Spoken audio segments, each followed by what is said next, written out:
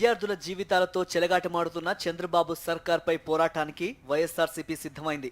విద్యార్థులకు చెల్లించాల్సిన 3,900 కోట్ల రూపాయలను వెంటనే విడుదల చేయాలని డిమాండ్ చేస్తూ ఫిబ్రవరి 5న కలెక్టరేట్ల ఎదుట నిరసనలు తెలపనుంది.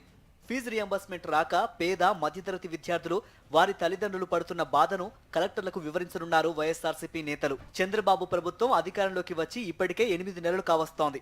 అయినప్పటికీ విద్యార్థులకు ఇవ్వాల్సిన ఫీజు రియంబర్స్మెంట్ నిధులను ఇంతవరకు విడుదల చేయలేదు.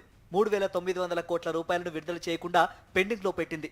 ఫలితంగా రాష్ట్ర వ్యాప్తంగా ఉన్న పేద మధ్యతరగతి విద్యార్థులు తీవ్ర ఇబ్బందులు పడుతున్నారు. ప్రభుత్వం ఫీజులు చెల్లించకపోవడంతో విద్యార్థులే ఫీజులు చెల్లించాలని కాలేజీ యాజమాన్యాలు డిమాండ్ చేస్తున్నాయి. ఆర్థిక భారాన్ని భరించలేని తల్లిదండ్రులు పిల్లలను చదువు మాన్పించి పనులకు పంపించే పరిస్థితి వచ్చింది.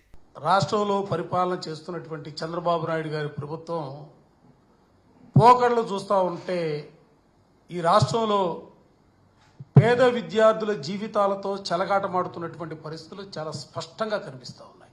చంద్రబాబు నాయుడు ప్రభుత్వం పేద విద్యార్థులకు సంబంధించినటువంటి ఫీజు రింబర్స్మెంట్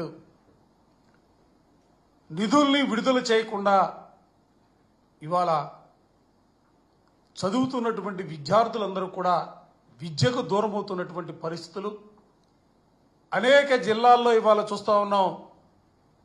చదువుని అర్ధాంతరంగా ఆపుకొని, ఎందుకంటే కాలేజీల్లో ఫీజులు కట్టకపోతే కాలేజీలకి రానినటువంటి పరిస్థితులు.